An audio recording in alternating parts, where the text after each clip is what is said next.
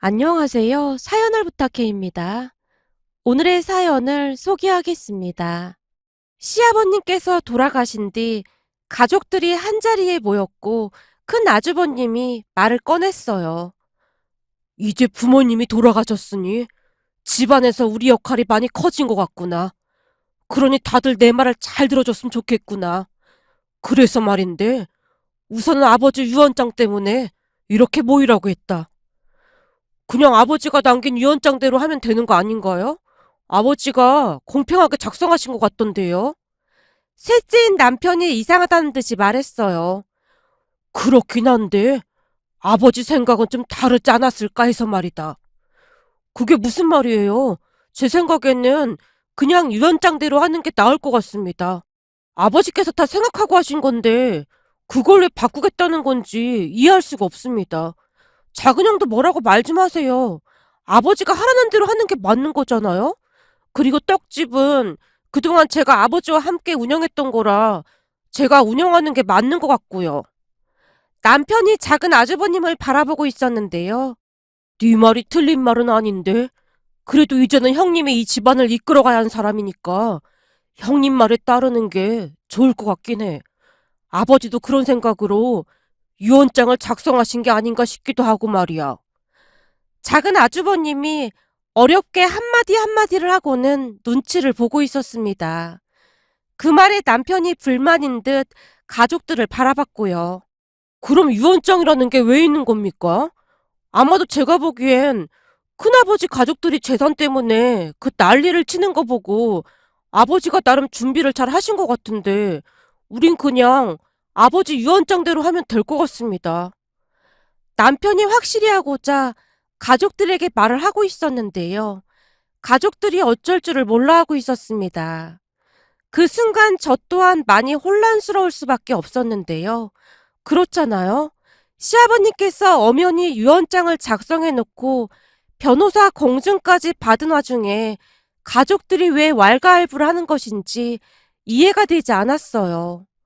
우선 우리 시아버님에 대해 말씀을 드리자면 아주 오래전에 사별하시고 홀로 삼형제를 키워내셨습니다. 시아버님은 시장에서 홀로 떡 장사를 하셨는데요. 다행히 솜씨가 좋으셨던 모양으로 장사가 잘 됐다고 하네요. 덕분에 두 아주버님은 좋은 대학을 나와서 나름 잘 살고 있습니다. 하지만 우리 남편은 시아버님에게는 아픈 손가락일 수밖에 없었다는데요. 항상 잔병 치레도 많고 그랬다고 합니다.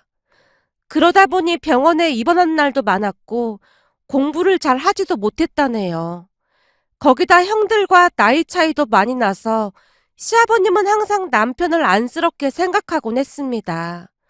어찌어찌 지방대를 간신히 졸업한 남편은 취업 또한 잘 되지 않아서 한동안 일자리 없이 지냈다고 했습니다. 그런 남편이 안쓰러워서 시아버님께서 떡집 일을 알려주기 시작했고요. 그런데 다행히도 떡집 일이 남편에게 잘 맞다 보니 그때부터 남편은 시아버님과 함께 떡집을 운영해 왔습니다. 그 부분에 대해 아주버님 두 분도 아무런 불만이 없었고요. 그런데 나중에 알고 보니 떡집을 운영하시면서 돈을 어떻게 그렇게나 많이 모으신 건지 잘은 모르겠지만 시아버님은 우리가 생각했던 것보다 훨씬 더 많은 재산을 모으셨더라고요. 그랬기에 시아버님은 당신이 세상을 떠나고 난 뒤 혹여나 자식들이 재산 다툼을 하지는 않을까 하는 걱정을 했던 것 같았습니다.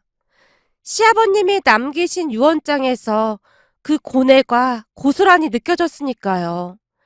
시아버님께서 그랬던 이유가 한 가지가 더 있었는데요. 시아버님의 형님, 그러니까 큰아버님께서 돌아가시기 전 자식들이 유산 다툼을 하는 바람에 집안이 거의 풍비박산이 나다시피 했거든요. 참 기가 막혔던 것이 큰아버님 재산이 5억 정도 있으셨다는데요. 서로 조금이라도 더 받아가려고 그 난리를 쳤다고 하네요. 그 바람에 형제들이 경찰서까지 가게 되었다는데요. 그 모습에 큰아버님, 큰어머님께서 큰 충격을 받으셨다고 합니다.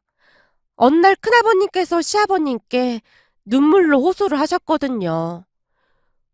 그동안 내가 세상을 잘못 살아도 한참 잘못 살았던 것 같다. 난 우리 자식들은 안 그럴 줄 알았다. 근데 돈 앞에서는 부모 자식도 없더구나. 아니, 형님이 돌아가신 것도 아닌데 무슨 유산 다툼을 한다는 겁니까? 그게 말이다. 내가 요즘 몸이 영 안 좋아. 병원에서도 안 좋다고 하고 말이야. 그래서 혹시 내가 갑자기 세상을 떠날 걸 대비해서 유언장을 작성하려고 자식들을 다 불렀어. 난 그냥 다 있는 자리에서 의견을 물어보고 작성하려고 했던 거다. 그리고 무엇보다도 우리 둘째가 몇 년 전 암수술도 했고 그랬잖냐. 그 생각에 둘째한테 조금 더 남겨줄 생각이었거든. 암수술하고 난 뒤 고생을 많이 하긴 했죠. 그래, 내 말이 그 말이다. 그러니 우리한테는 둘째가 아픈 손가락이었거든. 그래서 난 다들 이해해 줄 거라고 생각했다. 근데 첫째랑 셋째가 우리한테 대뜸 그러더구나. 그래서 둘째는 암치료 받는 동안 아버지한테 병원비부터 이것저것 많이 받아갔지 않느냐고 말이다. 근데 유산까지 받아가는 건 절대 아니라고 하면서 난리를 치더구나. 큰아버님께서 말씀을 하시다가는 긴 한숨을 내쉬고 계셨는데요. 그 모습에 시아버님이 조용히 물으셨어요. 형님, 자식들은 그렇다 치고 형수님부터 챙기셔야죠. 제가 보니 형님 떠나시고 나면 자식들이 형수님은 나 몰라라 할 것 같네요. 자식들보다 두 분이 제일 중요한 거 아니겠습니까? 그러게 말이야. 나도 이번에 자식들이 하는 거 보고 생각이 싹 바뀌더구나. 내가 자식들을 잘못 키워도 한참 잘못 키웠어. 듣자니 요즘은 자식들 잘 키웠으면 백지 유언장을 쓰고 자식들 잘못 키웠으면 유언장 쓰느라 아주 골치가 아프다고 하더니만 내가 일이 될 줄은 정말 몰랐다. 어디 형님만 그러겠습니까? 저도 큰 걱정이네요. 그니까 너는 더 잘 생각해야 해. 난 기껏해야 재산 5억으로 이 난리를 치는데 너는 재산도 나보다 훨씬 더 많으니 자식들이 더 난리치지 않겠냐? 그러게 말입니다. 형님 일이 남 일 같지가 않네요. 저도 유언장 작성을 더 일찍 해놔야겠습니다. 큰아버님과 시아버님께서 심각한 표정으로 말씀하셨는데요. 아마도 그때부터 시아버님은 유언장 작성에 대해 심각하게 생각을 하셨던 것 같습니다. 그날 이후 시아버님의 표정이 심상치가 않았거든요. 하지만 남편과 저는 그 일을 그냥 모른 척하고 말았는데요. 얼마 뒤 큰아버님께서 병으로 돌아가시고 큰댁이 다시 한번 발칵 뒤집어졌다는 소리가 들려왔습니다. 큰아버님께서 돌아가신 뒤 큰어머님께서 소리소문도 없이 자취를 감추셨거든요. 도무지 어디로 가신 것인지 아무도 그 거처를 알 수가 없었습니다. 그러던 어느 날 시아버님께서 우리 부부에게 조용히 말씀하셨어요. 니들 아무 소리 하지 말고 운전 좀 해봐라. 운전이요? 어디 가시는데요? 여기가 니들 큰엄마가 있는 곳이라는데 같이 좀 가줘야겠다. 근데 이 말은 절대 새어나가면 안 된다. 네? 큰어머님이요? 그럼 아버님은 큰어머님께서 어디 계신지 알고 계셨던 거예요? 아니, 나도 며칠 전에 알았어.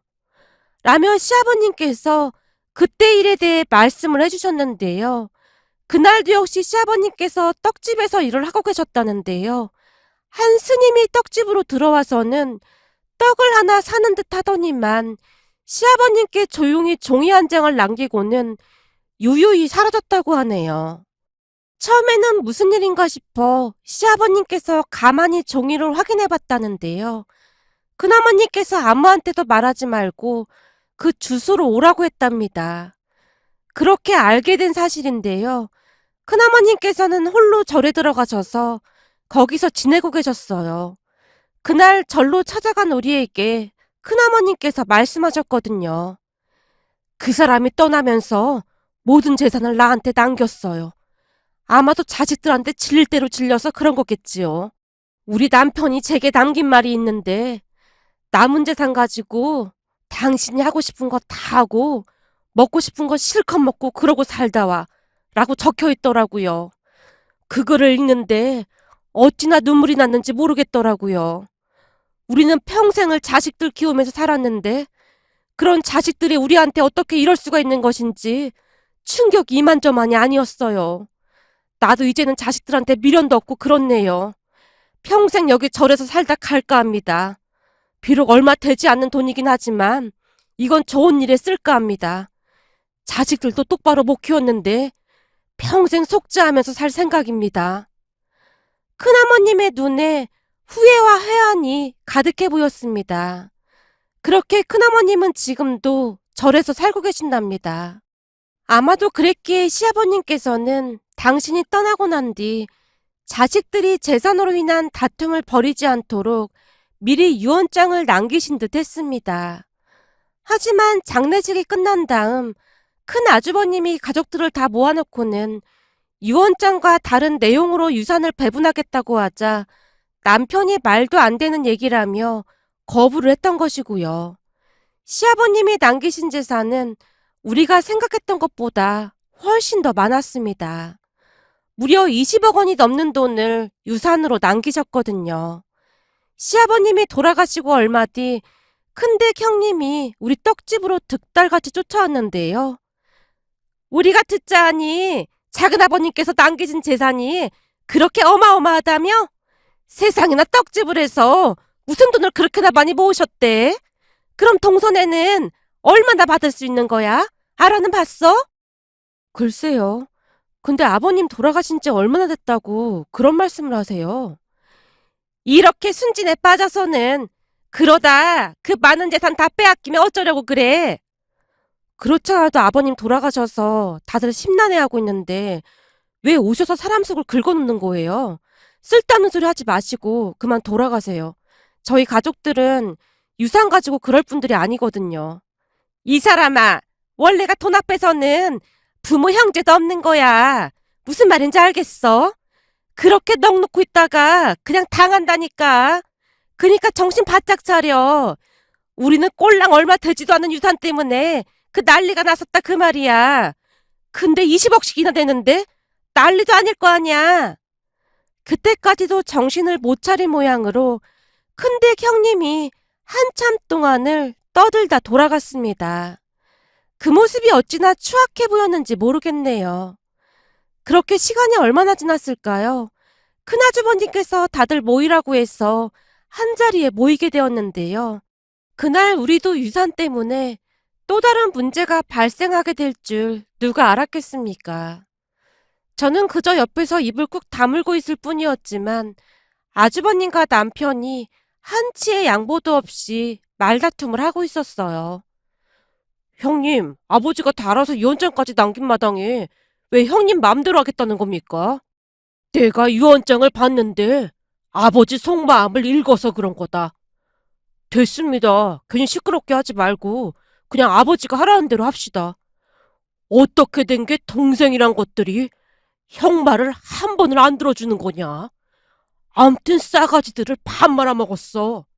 그러게 말이야. 서방님, 고집 좀 그만 피우고 형 말 좀 들어요. 큰형님조차도 우리를 나무라고 있었는데요. 남편이 그런 두 분에게 다시 한번 단호하게 말을 했어요. 두 분이 이러시면 아버지가 눈이나 제대로 감겠습니까? 대체 왜 이러시는 겁니까? 그래도 말 한 번 잘했다. 니들이야말로 우리가 이러면 아버지가 눈이나 제대로 감겠냐? 아버지가 남긴 유언장 맨 끝에 뭐라고 써있는지 큰 소리로 한번 읽어봐라. 큰 아주버님이 남편에게 말을 했어요. 그 말에 남편이 시아버님께서 남기신 문구를 읽어내려갔습니다. 자식을 잘 키운 부모는 자식들에게 백지 유언장을 남긴다고 하더구나. 물론 나 또한 니들을 잘 키웠다고 자부할 수 있겠지만 만에 하나 재산 때문에 문제가 발생할 수 있기 때문에 이렇게 삼형제에게 똑같이 나눠주는 거다. 다만 셋째는 떡집을 물려받았으니 그것도 다 계산에 넣은 것임을 명심해라. 이 애비는 니들만 믿고 가마. 부디 돈 때문에 형제간 우애에 금이 가지 않도록 하거라. 라는 말씀을 남기셨거든요. 그러면서 큰형님이 다시 말을 꺼냈는데요. 사실 아버님께서 돌아가시기 전 저를 따로 불러서 당부도 하셨어요. 라며 큰형님이 시아버님과 따로 말씀을 나눈 이야기를 해줬어요. 다음은 시아버님과 큰형님이 나눈 이야기를 요약한 내용입니다. 내가 홀로 삼형제를 키우면서 우여곡절이 참 많았단다. 애미 너도 자식 낳아서 키우고 있었니? 아마도 내 심정 이해하리라 생각한다. 그럼요, 아버님. 저희 모두 아버님 존경하고 대단하시다는 생각뿐입니다. 그렇게 생각해주니 고맙구나. 내가 말이야. 조카들이 재산 때문에 집안이 풍비박산 나는 거 보고 참 많은 생각을 했다. 아버님 입장에서는 그러셨을 것 같아요. 그때 저희도 다들 많이 놀랐거든요. 그래. 그때 충격이 이만저만이 아니었지. 나름 형제지간 우애가 깊다고 생각했는데 그 모양이 될 줄 누가 알았겠냐. 그 일을 겪다 보니 나도 자식 일에 자신을 할 수가 없더구나. 그게 내가 너를 부른 이유이기도 하다. 아버님 혹시 저희가 그럴까봐 걱정이신 거예요? 그런 걱정이 전혀 없다면 거짓말이겠지. 내가 듣자 하니 자식을 잘 키운 부모는 백지유언장을 남긴다고 하더구나. 백지유언장이요? 그래, 백지유언장. 한마디로 자식들을 믿고 그런다고 하더구나. 하지만 나는 혹시나 싶어서 삼형제에게 똑같이 나눠줄 참이니까 그 문제로 다투는 일 없었으면 해서 말이다. 아버님, 벌써부터 유산 얘기하시는 것도 듣기가 그렇네요. 그래도 어쩌겠냐. 내가 할 수 있는 건 다 하고 가야 마음이 편할 것 같아서 말이야. 그리고 니들 힘들면 제사 그런 것도 굳이 지낼 필요 없다. 가끔 한 번씩 나들이 하듯 찾아와서 소식이나 전해다오. 아버님, 벌써부터 무슨 그런 말씀을 하세요. 저는 그냥 못 들은 걸로 하겠습니다. 애미야, 내가 세상 떠나면 네가 우리 집 기둥이나 마찬가지다. 내 말 알겠냐? 내 부탁은 단 한 가지야. 애미 너도 잘 알겠지만 부모 심정은 다 똑같은 거야. 아픈 손가락이 있기 마련이거든. 가끔, 아주 가끔씩 네 막내 시동생 좀 들여다봤다오. 떡집 운영 관련해서는 막내한테 잘 일러두긴 했지만 영 마음이 놓이지가 않는구나. 시아버님의 눈에 근심 걱정이 가득해 보였다고 하는데요. 아무래도 막내인 남편이 잔병치레도 많고 그랬다 보니 제일 걱정이 되었던 것 같습니다. 아버님, 그런 걱정은 하지 마세요. 저희가 오며 가며 잘 지켜볼게요. 그리고 막내 서방님도 이제는 앞가림 잘하고 있으니까 너무 걱정하지 마시고요. 암튼 내 마지막 소원은 한 가지야. 부디 다 떠나고 난 뒤에 유산 때문에 형제간에 우애에 금이 가지 않도록 해다오. 걱정하지 마세요. 아버님께서 이렇게 철저히 준비하셨는데 우리가 다툴 이유가 뭐가 있겠어요? 그러니까 아무 걱정하지 마세요. 형님이 시아버님을 안심시켜 드렸다고 합니다. 그렇게 한동안 말을 하던 형님의 눈시울이 붉어져 있었는데요. 큰형님의 말이 끝나자마자 큰 아주버님이 다시 입을 열었습니다. 그니까 니들은 그냥 우리가 하라는 대로 하기만 하면 된다. 아니 그러니까 아버지가 정확히 나눠주신 걸 왜 형님이랑 형수님이 그러시냐고요. 그야 우리가 결혼할 때 아버지가 집 하나 해주신 게 지금 엄청 많이 올랐다 그 말이야. 그러니 우리가 니들한테 유산을 조금이라도 양보해야 하는 게 맞는 거지. 됐다고 몇 번이나 말해요. 그냥 셋이서 공평하게 나누자니까요. 남편이 답답하다는 듯이 큰 아주버님에게 말하고 있었는데요. 형님 말이 맞아. 난 지금도 돈 잘 벌고 있고 잘 살고 있으니까 형님 말대로 막내한테 더 주는 게 맞는 것 같아. 그나마 우리는 어머니 사랑이라도 많이 받고 자랐는데 막내 너는 그러지도 못했잖냐. 아버지가 그걸 항상 마음 아파하셨다. 그리고 넌 잘 기억이 안 나겠지만 엄마 돌아가시고 난 뒤 허구한 날 어머니 찾고 울던 네 모습이 아직도 생생하게 기억이 나기도 하고 말이야. 아버지도 그렇고 우리도 그렇고 그냥 너한테 항상 미안하고 그랬다. 작은 아주버님의 눈시울이 붉어져 있었는데요. 그 모습에 작은 형님도 옆에서 한마디를 거들었어요. 이 사람 말이 맞아요. 우리도 사업하는데 아버님께서 많이 도와주셔서 지금 아주 잘 살고 있잖아요. 그러니 막내 서방님네 더 드리는 게 맞는 것 같아요. 사실 갈수록 떡집 매출도 계속 줄어들고 있잖아요. 막내 서방님이랑 동서는 아주버님 말씀대로 해. 그래야 우리도 마음 편하게 살지. 생각해봐. 다 똑같이 잘 살아야지. 동기간에 한 명이라도 힘들어봐. 그것도 참 힘든 일이야. 작은 형님도 우리를 설득하고 있었어요. 그 모습에 저는 참 많이 놀랄 수밖에 없었는데요. 이건 재산을 서로 갖겠다고 다투는 게 아니라 아주버님 두 분이 우리에게 양보하느라 티격태격하는 모습이었거든요. 결국 아주버님 두 분이 우리에게 유산을 조금씩 더 주는 걸로 마무리가 되었는데요. 조금씩이라는 표현을 하긴 했지만 결코 적은 돈이 아니었습니다. 그런 가족들에게 미안한 마음이 들어 우리가 시부모님 제사를 지내겠다는 말을 하기도 했지만 어디 장남을 놔두고 막내가 부모님 제사를 지내. 장남이 우리가 알아서 할 테니 그것도 걱정할 필요 없어. 다만 제삿날에는 되도록이면 다들 모여서 맛있는 것도 먹고 그렇게 지내자고. 그래 아버님도 좋아하실 거 아니야. 그리고 내가 이런 말하기 그렇긴 한데 우리 모두 아버님께 감사하면서 살자고. 사실 아버님 희생 덕분에 우리가 이렇게 편하게 살게 된 거잖아. 마음속으로 항상 감사하는 마음으로 살자 그 말이야. 큰형님의 말에 우리 모두 숙연해질 수밖에 없었습니다. 그 뒤 제가 친정 가족들에게 우리 형님들 이야기를 했더니 다들 입을 다물지 못할 정도였어요. 세상에 그런 분들이 어디 있느냐고 말이죠. 이런 가족들을 만난 것도 제 복이라면 복이 아닐까 싶은 생각마저 든답니다. 세상에 이런 가족들이 또 있을까 싶은 생각에 여기저기 자랑하고 싶어서 이렇게 글 보내봅니다. 오늘의 사연은 여기까지였습니다. 즐겁게 보셨다면 구독, 좋아요 부탁드립니다. 고맙습니다.